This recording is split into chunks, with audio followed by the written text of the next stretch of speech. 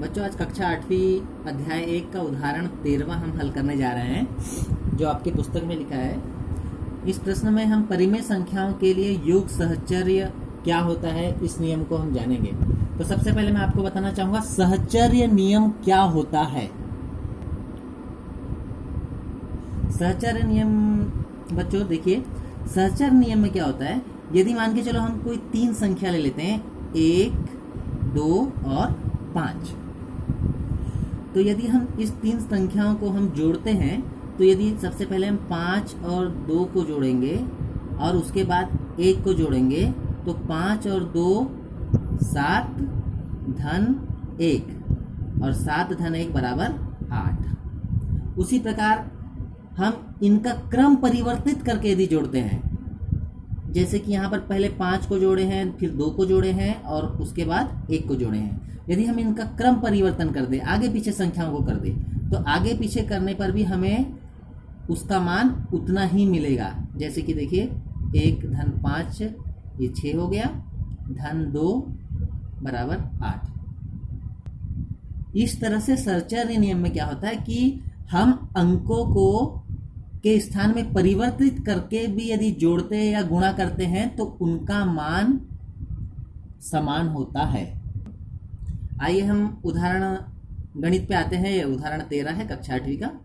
तो बेटा सहचर्य नियम क्या होता है, a प्लस ब्रैकेट में b plus C is equal to a plus b bracket close and plus सी।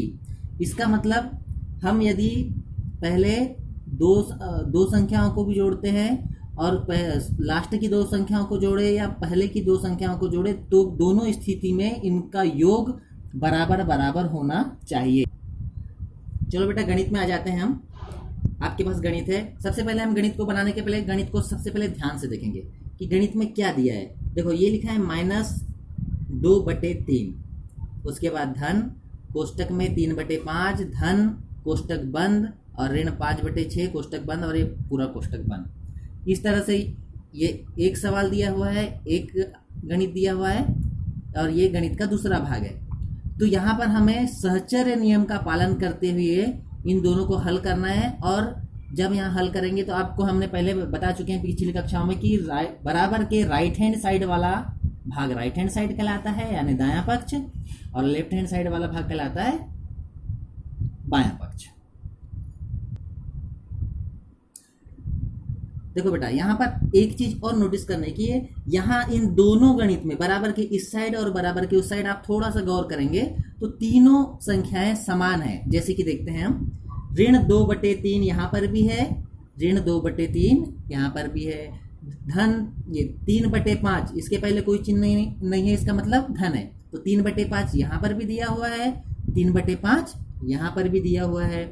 उसी तरह से देखिए यहाँ पर ऋण 5/6 यहाँ पर भी दिया हुआ है और देखिए यहाँ पर भी ऋण 5/6 दिया हुआ है। इसका मतलब दोनों पक्षों में समान अंक दिए हुए हैं। और सहचर्य नियम के अनुसार जब हम इनका योग करेंगे, देखिए ये योग करेंगे, धन धन करेंगे, यहाँ पर भी इन सब का जब दोनों का योग करेंगे तो आखिरी में अंत में इन दोनों का मान समान होना चाहिए। तो हमने यहाँ पर देख लिया बेटा कि दोनों पक्षों में समान अंक है और हमको यहाँ पर योग करना है, सहचर्य नियम यहाँ पर लागू होता है। अब लीजिए स्टार्ट करते हैं। अब गणित में देखते हैं कि गणित में क्या है। तो गणित बनाने के लिए पहले हम सबसे पहले एक लेफ्ट हैंड साइड बराबर राइट हैंड साइड ये हमको सिद्ध करना है। तो सबसे पहले हम यहाँ लेफ्ट हैंड साइड लिख देते हैं, यहाँ पर ऐसा निशान लगा देंगे। लेफ्ट हैंड साइड क्या है, ऋण 2/3 जैसा का वैसा लिख देंगे। उसके बाद प्लस है तो हम प्लस जैसा का वैसा लिख देंगे। अब सबसे पहले गणित बनाने के लिए बेटा हम कोष्टकों को खोलते हैं। तो यहाँ देखिए आप क्या है, 3/5 धन और ये कोष्टक छोटा कोष्टक है, उसके बाद वहां लिखा है ऋण 5/6। तो यहाँ पर देखिए हमने आपको बताया है कि कोष्टक मीन्स गणित में क्या होता है, गुणा होता है। कोष्टक मीन्स क्या होता है, गुणा होता है। तो जब हम यहाँ पर कोष्टक, तो सबसे पहले बेटा लेफ्ट हैंड साइड ले लिए हमने, इसको जैसा का वैसा लिख दिए और यहाँ पर हम धीरे धीरे कोष्टक खोलेंगे। जब कोष्टक खोलने का हम जब कार्य करेंगे तो सबसे पहले बड़ा कोष्टक नहीं खोलेंगे, सबसे पहले छोटा कोष्टक खोलेंगे। तो छोटा कोष्टक खोलते हैं। तो चलिए आगे बढ़ते हैं। 2/3 जैसा का वैसा लिख दिया, ऋण 2/3 प्लस जैसा का वैसा, बड़ा कोष्टक लगा हुआ है हम भी लगा देंगे, 3/5 जैसा का वैसा लिख देंगे। अब देखिए यहाँ पर अभी छोटा कोष्टक लगा हुआ है और छोटा कोष्टक हम यहाँ पर जब ओपन करेंगे खोलेंगे तो क्या होगा, कोष्टक के पहले काय का चिन्ह है, धन का चिन्ह है, और कोष्टक के अंदर काय का चिन्ह है, ऋण का चिन्ह है। तो जैसे ही हम कोष्टक खोलेंगे तो चिन्हों का आपस में क्या हो जाएगा, गुणा हो जाएगा। क्यों हो जाएगा, क्योंकि कोष्टक मीन्स गुणा होता है। तो जब चिन्हों का गुणा हो जाएगा बेटा तो धन गुणा ऋण, धन ऋण क्या होता है, ऋण होता है। तो इनको का गुणा हो जाएगा तो धन ऋण ऋण हो जाएगा। और उसके बाद जो आगे संख्या है उसको जैसा का वैसा लिख देंगे, 5/6 जैसा का वैसा।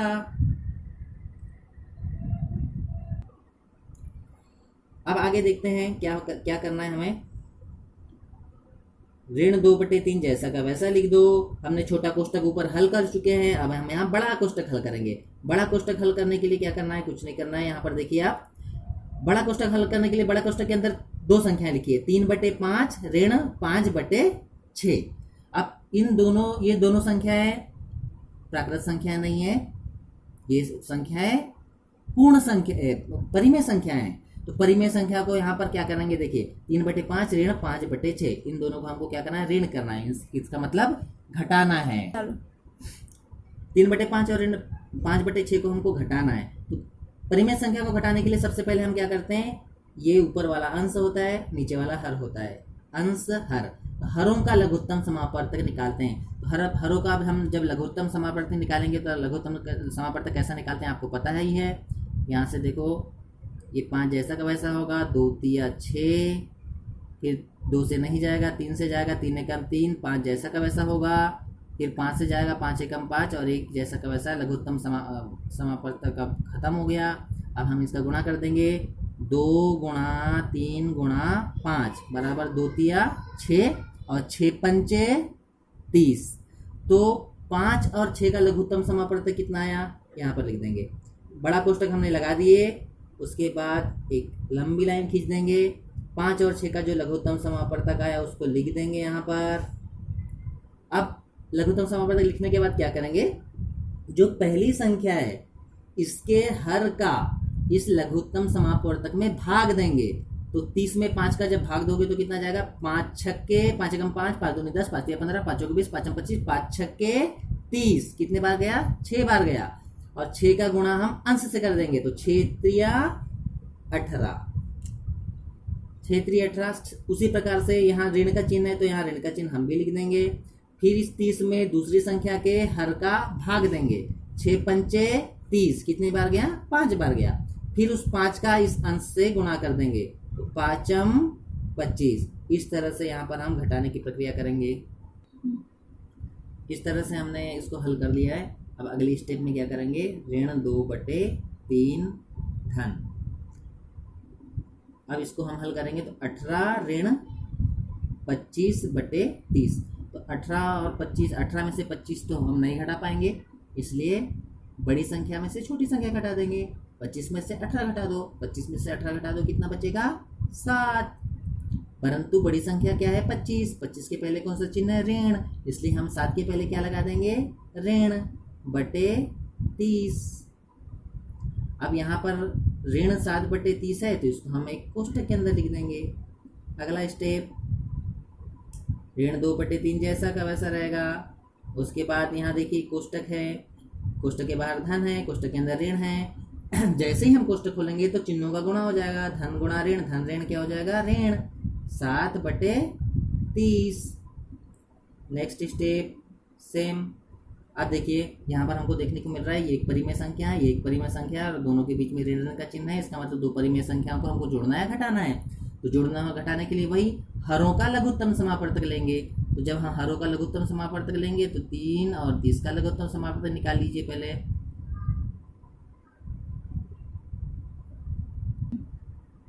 दो का भाग देंगे, 3 में नहीं जाएगा, 15 में 30 में जाएगा, 15 बार, 2 एकम 2, 2 25 10। फिर 3 का भाग 2 का नहीं जाएगा, 3 का जाएगा, 3 एकम 3 और 3 5 15, फिर 5 एकम 5। लघुत्तम समापवर्तक क्रिया खत्म हो गई। अब यहाँ क्या हुआ, 2 × 3 × 5। बराबर 2 तिया 6 और 6 पंचे 30। इसका मतलब 3 और 30 का लघुत्तम समापवर्त कितना आया 23। अब वही चीज करेंगे हम जो यहाँ पर किए थे, पहली वाली संख्या के हर का 30 में भाग देंगे। भाग दो, कितना आ जाएगा 3 दहाम 30, कितने बार गया 10 बार, और इस 10 का गुणा अंश में कर देंगे, तो 10 गुणा अंश क्या है ऋण 2। उसके बाद सेम प्रोसेस करेंगे, ये ऋण का चिन्ह जैसा का वैसा उतार देंगे। उसके बाद 30 का भाग 30 में देंगे, कितने बार जाएगा 30 से कम 30। उसके बाद 1 का गुणा इस अंश में कर देंगे, 1 गुणा 7 -2 को। अब यहाँ गुणा कर देंगे 10 गुणा 2, 10 दूनी 20 हो गया। 10 का गुणा 2 से किए बेटा, 10 दूनी 20 हो गया। परंतु देखिए 10 के पहले कोई चिन्ह नहीं है, मतलब धन का चिन्ह है, और 2 के पहले ऋण का चिन्ह है। तो जब चिन्हों का गुणा करेंगे, चिन्हों का भी गुणा करना होगा, चिन्हों का गुणा करेंगे तो क्या होगा धन गुणा ऋण, धन ऋण ऋण। आगे देखिए 1 गुणा 7, ये तो 7 हो जाएगा, 7 एकम 7। अब 7 के पहले यहाँ कोई चिन्ह नहीं, मतलब धनात्मक है, और एक क्या है ऋणात्मक है। तो चिन्हों का जब गुणा हो जाएगा तो क्या होगा ऋण गुणा धन, धन ऋण ऋण। ये हो गया ऋण 7/30। अब इसको कुछ नहीं करो, जोड़ दो, बटे 30 जैसा का वैसा, ऋण 20 है और ऋण 7 है।